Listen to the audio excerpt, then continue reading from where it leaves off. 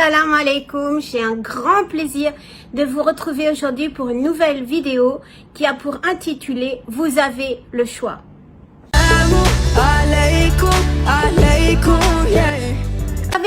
Vous avez le choix, vous pouvez faire ce que vous voulez, vous pouvez être qui vous voulez, suivre qui vous avez envie, vous avez le choix.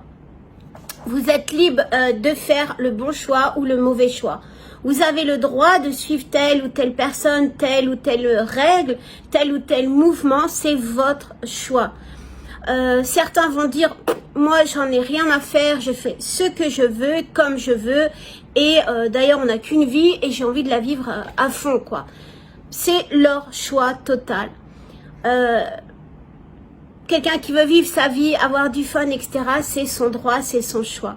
À notre époque, d'ailleurs, on a beaucoup de fun et des personnes qui ont des vies extraordinaires, des vies qui sont faites de liberté, d'argent, de succès, de popularité, de lumière. C'est waouh, on les voit sur Instagram, on les voit dans les émissions télé ou sur YouTube. Comme Jocelyne Cano par exemple, je ne sais pas si vous connaissez, c'était une influenceuse, une youtubeuse assez célèbre par sa beauté, mais quand même qui est morte à 29 ans parce qu'elle a voulu se faire gonfler encore plus les fesses et elle est décédée à 29 ans lors d'une chirurgie esthétique.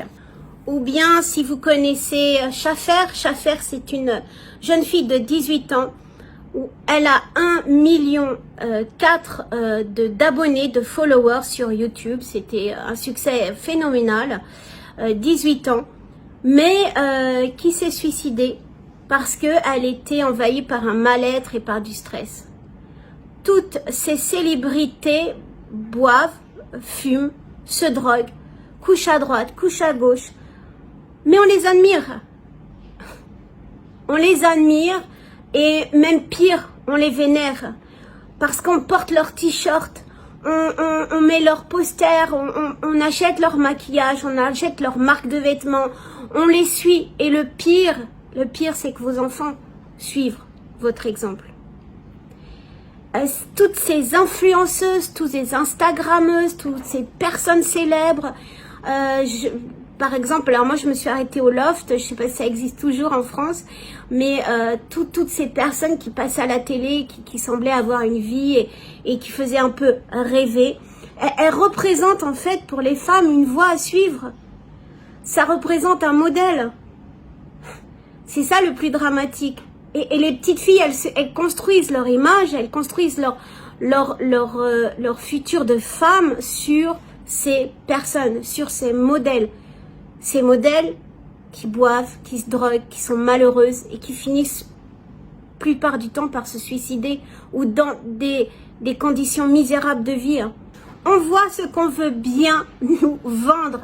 Mais regardez un autre exemple. Vous savez que j'aime bien mettre des exemples. Avicii, pour ceux qui connaissent pas, c'était un jeune aussi et un fameux DJ, un des plus prometteurs en tout cas de sa génération. Mais il était atteint, tout au début de sa carrière, il était atteint d'une pancréite. Une pancréite, c'est quelque chose qui est provoqué, c'est une maladie qui est provoquée par la consommation d'alcool et de boissons énergisantes. Donc il était atteint de ça, il a été obligé d'annuler plein de concerts et au final, il s'est suicidé en laissant une lettre comme quoi il n'en pouvait plus et qu'il cherchait la paix. Est-ce que ça vous rappelle quelque chose, la paix? Salam, la paix, on va y revenir. Dalida, Miss Égypte, c'est pas rien, chanteuse à succès, riche.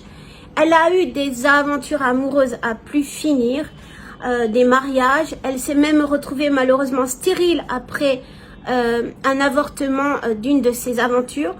Je pense qu'une musulmane aurait eu, ou quelqu'un aurait eu un avertissement. Elle a été outre, elle a continué. Et malgré sa richesse, malgré son succès, elle était extrêmement malheureuse. Elle était dépressive, elle souffrait de dépression. Et comment elle a fini? Seule, et elle s'est suicidée. On continue. Whitney Houston, on ne juge pas, elle était lesbienne, mais elle s'est mariée avec une personne avec un homme pour protéger sa carrière et sa réputation, et non pour les bonnes raisons. Et son mari, qui était violent et qui se droguait, il va la tromper tout au long de ce mariage, et elle va du coup se réfugier malheureusement dans la drogue et se suicider. Toutes ces personnes qu'on admire tant, elles vont finir où? Dieu dit dans le Coran, le bien qui t'arrive provient de Dieu. Le mal qui t'arrive ne peut venir que de toi.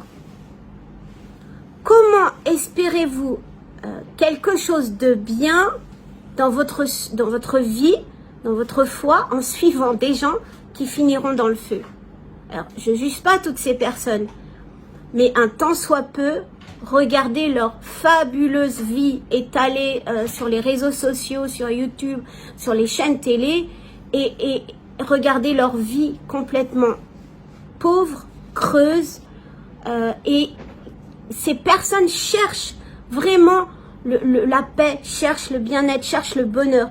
Et en fait, malgré tout ça, malgré la richesse, la célébrité, la lumière, ils n'ont pas trouvé cette lumière, ce bonheur, cette richesse intérieure. Donc, toutes ces influenceuses, en particulier, ces célébrités, en vérité, ont une bien misérable vie. Et la plupart, je ne dis pas tous, hein, je ne suis pas juge, la plupart finissent dans la maladie. Et chaque chose, subhanallah, chaque chose qui a été prohibée dans le Coran a une conséquence. Chaque chose prohibée, interdite, a son explication et sa conséquence dans le Coran, en islam. Et la conséquence, vous savez ce que c'est, subhanallah, la maladie. Allah Akbar. Par exemple, dans la sourate Al-Sajda, pardon pour mon accent, 32, Dieu dit évitez la fornication. C'est une abomination. C'est quelque chose de détestable. Et vous savez quelle est la chose la cause des divorces en France? C'est justement l'infidélité, la fornication. 130 000 divorces par an. La sodomie et l'homosexualité, c'est prohibé en islam. Pourquoi? Pas parce qu'on est contre, et je ne veux pas rentrer dans cette polémique, je respecte tout le monde, mais en islam, on est contre la sodomie et l'homosexualité, parce que, pourquoi? Toute conséquence conduit à une maladie. Et chaque jour, plus d'1 million de nouveaux cas de maladies sexuelles sont recensés dans le monde. J'ai noté parce que je ne connais pas le nom, mais comme le gonococcie et la syphilis, qui sont typiquement des maladies transmises par des activités homosexuelles ou par des activités de sodomie. L'alcool est clairement interdit. Ça tue chaque année 3 millions de personnes dans le monde. 3 millions de personnes. Les jeux du hasard sont interdits en islam. Ça a des conséquences sur la santé mentale, dépression, anxiété, culpabilité, etc., colère, isolement, sur la santé physique par des insomnies, par des problèmes de digestion, des maux de tête, par des problèmes sociaux, puisque du coup on est soit déscolarisé, soit on perd son travail, par des difficultés financières. C'est une maladie, c'est interdit, c'est prohibé en islam. Le mensonge. Je ne vais pas vous faire la liste de tout ce qui est prohibé ou pas en islam. Je veux juste que ça soit relaté en fait à ces fameuses célébrités. Le mensonge mène à la maladie. Vous y croyez? Vous rendez compte?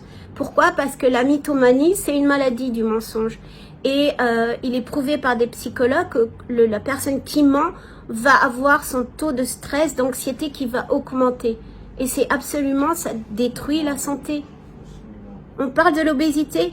L'obésité, 2,8 millions de personnes décèdent de l'obésité dans le monde. 2,8 millions, c'est énorme. Et que dit le Coran dans ça? Que dit le Coran à propos de l'obésité ou à propos de la nourriture? Je rappelle, c'est un livre qui a été descendu il y a 1400 ans. Nous sommes un peuple qui ne mange que lorsqu'il a faim.